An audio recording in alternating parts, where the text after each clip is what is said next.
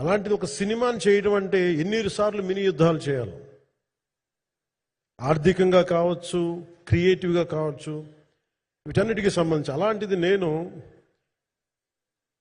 ఎప్పుడు కూడా సినిమాల్లోకి రాకముందు ఏం రత్నం గారు లాంటి వ్యక్తి నా ప్రొడ్యూసర్ అయితే బాగుండు అనుకున్నాను. భారతదేశానికి పాన్ ఇండియా సినిమాని, ముఖ్యంగా రీజనల్ సినిమాని జాతీయ స్థాయిలో తీసుకెళ్లిన వ్యక్తి ఆయన. తమిళ సినిమాని చాలా ఛాలెంజింగ్ తెలుగులో డబ్ చేసి దాన్ని స్ట్రైట్ సినిమాలతో సమానంగా ఆడేంత సత్తా చూపించిన వ్యక్తి. Film industry creative ability, creative potentiality పెంచిన వ్యక్తి. ఈ సినిమా చాలా ఒడిదుడుకులు ఎదుర్కొంది, 2 కరోనా పరిస్థితులు ఎదుర్కొంది. అన్నిటికీ మధ్యలో సినిమా మన క్రియేటివ్గా కొంత ఇబ్బంది ఎదుర్కొంది. అల్టిమేట్ ఆబ్జెక్టివ్ సినిమా బాగా రావాలని, నేను ఎప్పుడు ఏం చేసినా సినిమా బాగా రావాలనుకుంటాను. ఈ సినిమాకి ప్రత్యేకించి ఆయన తపన చూసి నేను ముఖ్యంగా పొలిటికల్ ప్రాసెస్కి వెళ్ళిపోయిన తర్వాత, పాలిటిక్స్కి వెళ్ళిపోయిన తర్వాత,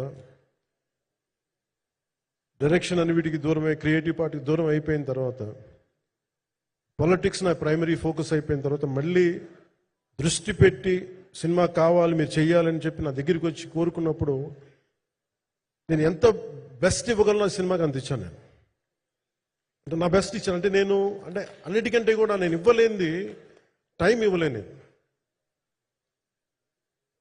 నేను. కానీ అలాంటి పరిస్థితుల్లో ఒక క్లైమాక్స్కి దాదాపు 57 రోజులు షూట్ చేయాల్సి వచ్చింది. మండు టెండ బాగా, ఇట్స్ కైండ్ ఆఫ్ మిడ్ మే, అంటే చాలా పిచ్చి ఎండ అన్నమాట. అలాంటి ఎండల్లో చాలా కాలం తర్వాత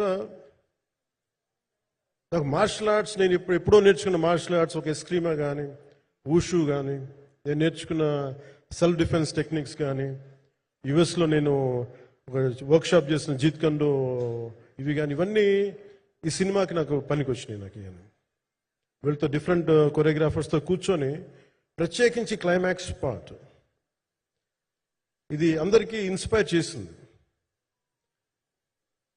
అంటే మన స్థూలంగా చెప్పాలి అంటే, ఒక క్లుప్తంగా చెప్పాలి అంటే, ఈ సినిమాకి ఇదే ఆయువు పట్టింది.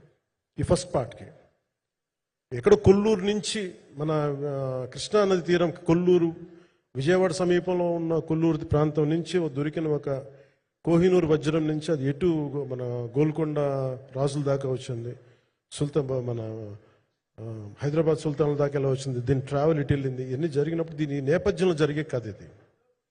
ముఖ్యంగా ఈ ఫౌండేషనల్ వర్క్ చేసిన వ్యక్తి క్రిష్ జాగర్లమూడి గారు చాలా హై కాన్సెప్ట్తో పట్టుకొచ్చారు.